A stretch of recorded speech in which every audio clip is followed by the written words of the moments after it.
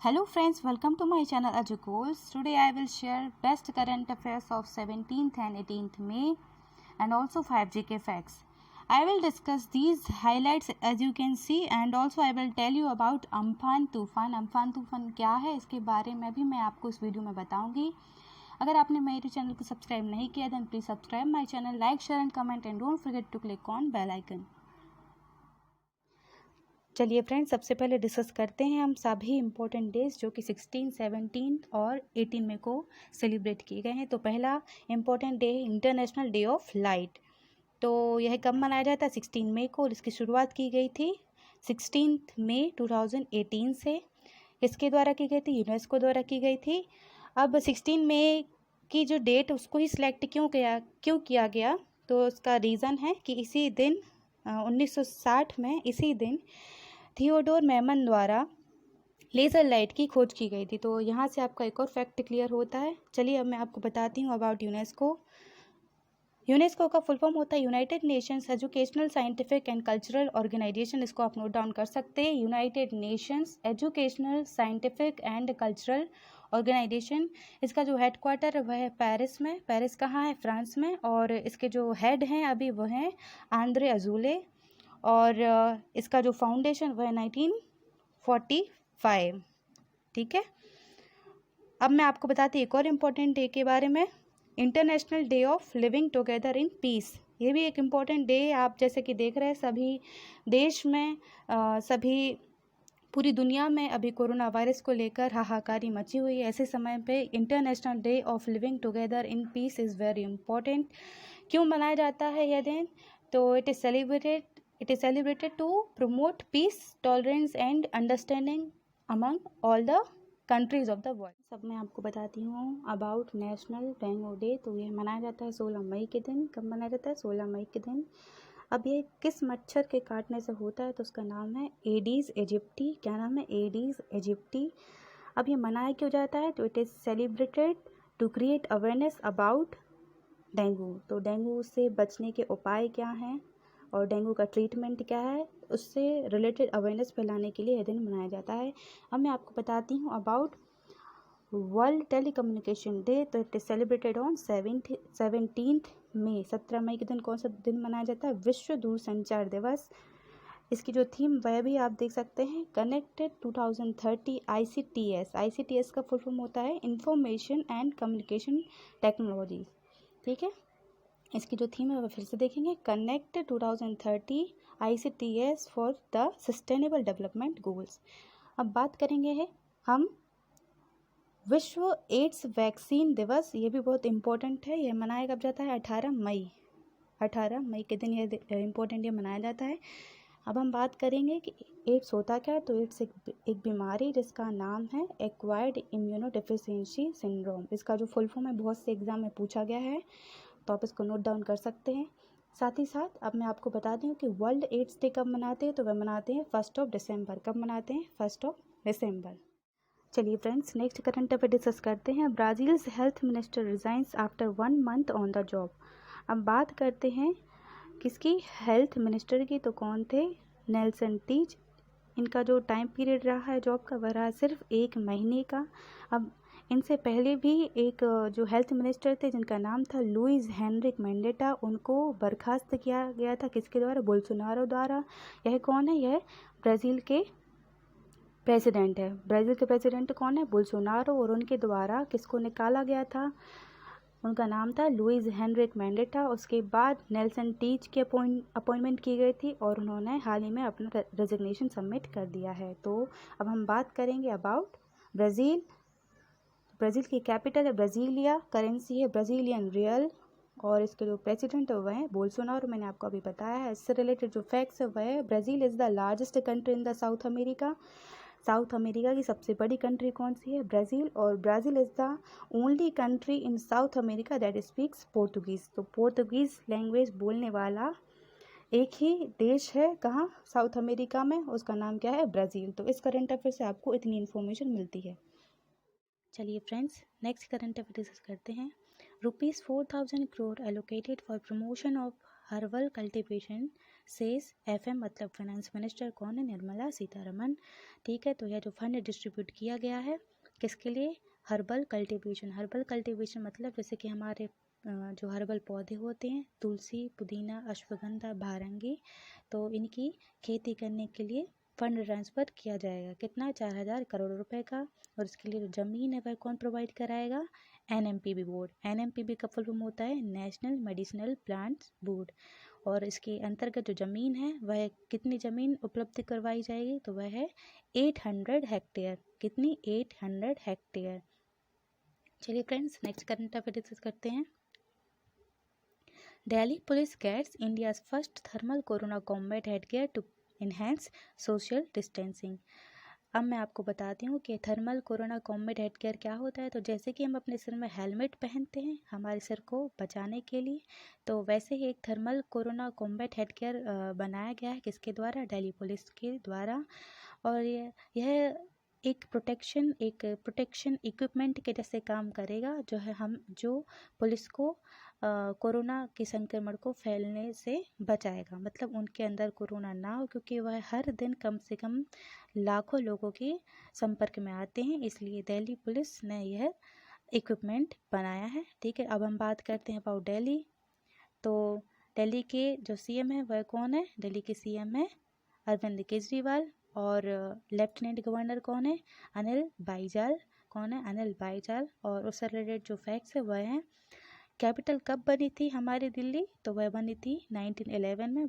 Important है, 1911 में बहुत से एग्जाम में पूछा गया है।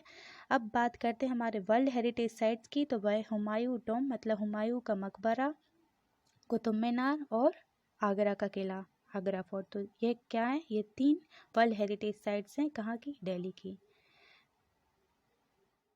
चलिए friends, next current affair discuss करते हैं। छत्तीसगढ़ टू लॉन्च राजीव गांधी किसान न्याय योजना फ्रॉम May 21। तो अब May 21 ही क्यों फिक्स किया गया है? तो 21 मई के दिन राजीव गांधी जी की पुण्यतिथि है, इसलिए छत्तीसगढ़ गवर्नमेंट ने यह अनाउंसमेंट किया है कि राजीव गांधी किसान न्याय योजना वह लॉन्च करेंगे। कब? 21 मई को। अब आपसे पूछा जा सकता है कि राजीव गांधी किसान न्याय योजना किस स्टेट ने लॉन्च की है? तो उसका आंसर है Chhattisgarh.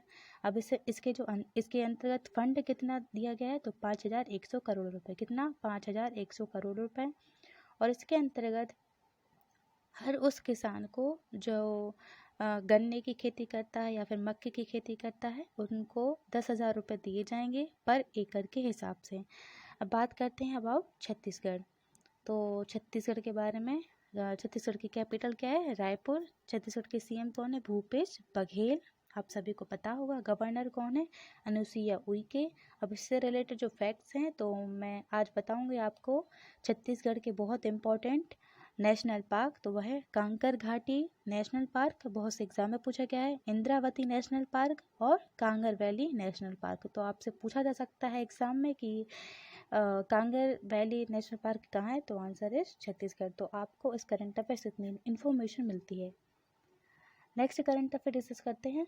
Orissa braces for heavy rainfall from cyclonic storm Amphan. अब अम्फान बहुत ज़्यादा अभी पॉपुलर हो रहा है, तो अभी अम्फान क्या है आपसे पूछा जा सकता है एग्ज़ाम्स में कि अम्फान किस चीज़ का नाम है। तो अम्फान एक तूफ़ान का नाम है जो कि हाल ही में उड़ीसा और वेस्ट बंगाल के तट पर आने वाला है। अब इसका यह अनुमान लगाया गया है कि जो इसकी जो स्पीड है वह है 200 किलोमीटर पर आवर। इसकी जो स्पीड है वह क्या है? 200 kilometre per hour.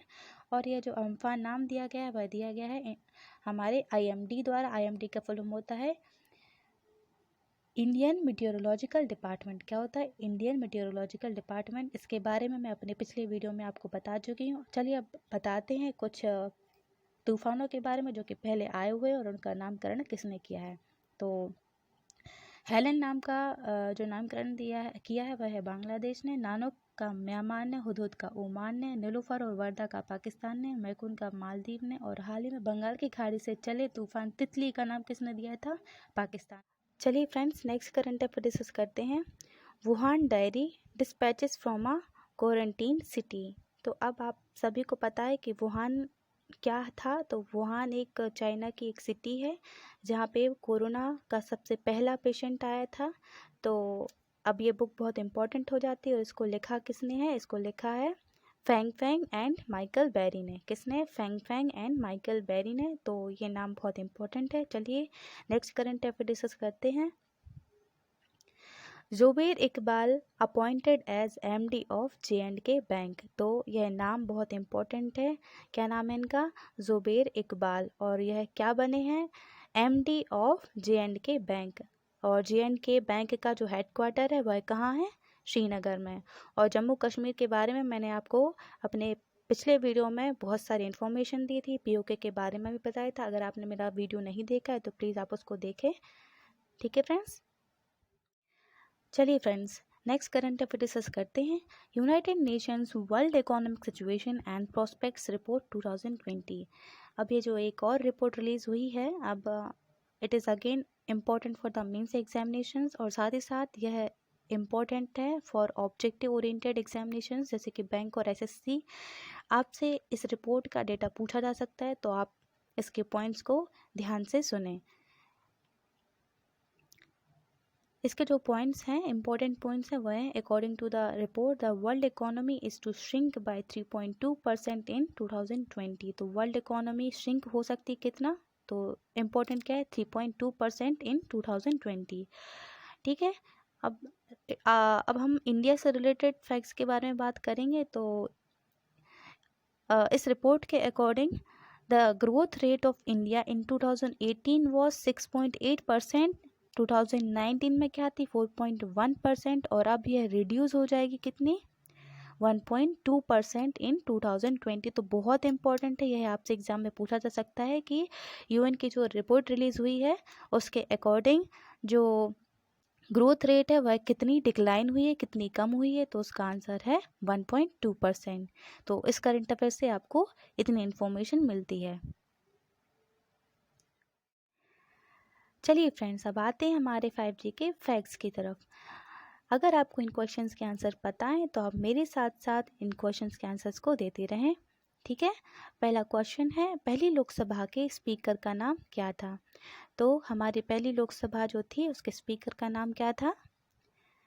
GV Mavalankar. क्या नाम था? GV मावलंकर। उनका पूरा नाम है गणेश वसुदेव मावलंकर। क्या नाम है? Ganesh Vasudev Mavalankar. Second question, tiger का जो साइंटिफिक नेम है वह क्या है? टाइगर का साइंटिफिक नेम बहुत से एग्जाम में पूछा गया है इसलिए इम्पोर्टेंट है। टाइगर का साइंटिफिक नेम है पैंथेरा टाइग्रिस। क्या नाम है? Panthera Tigris. नेक्स्ट क्वेश्चन, दृष्टि वैषम्य सुधार मतलब एस्टिग्मेटिज्म करेक्शन में किस लेंस का इस्तेमाल किया जाता है? तो इसका आंसर आपको पता होगा शायद। इसका जो आंसर है वह है सिलिंड्रिकल लेंस। क्या कौन सा लेंस यूज़ करते हैं? Cylindrical lens. Next question, Harshacharita किसके द्वारा रचित है? अब ये जो हर्षचरित एक पुस्तक है, इसकी रचना किसने की है? तो इसकी रचना की है बाणभट्ट ने। ठीक है। नेक्स्ट क्वेश्चन, पोलियो वैक्सीन के इन्वेंटर कौन है? अब वैक्सीन हम सभी को पता है, अभी बहुत इम्पोर्टेंट है। तो यह जो क्वेश्चन है किसी भी एग्जाम में आ सकता है कि पोलियो वैक्सीन के इन्वेंटर कौन है? तो उनका नाम है जॉन ए सॉक। क्या नाम है? जॉन ए सॉक। तो फ्रेंड्स आप इसके आंसर्स देख सकते हैं। हमारे जो 5G के फैक्ट्स थे उनके आंसर्स ये हैं। Thank you friends for watching my video. आज का वीडियो आपको कैसा लगा यह कमेंट करके मुझे ज़रूर बताएं। साथ ही साथ अगर आपने मुझे इंस्टाग्राम पे फॉलो नहीं किया है then please follow me on Instagram. आपने अगर मेरे यूट्यूब चैनल को सब्सक्राइब नहीं किया है then please subscribe my channel. और अगर आपको हमारे इस वीडियो की PDF फाइल चाहिए है तो आप मुझे टेलीग्राम ग्रुप पर भी ज्वाइन कर सकते हैं। सभी के लिंक मैंने डिस्क्रिप्शन बॉक्स में अवेलेबल कर दिए हैं। Thank you so much. Take care of your self.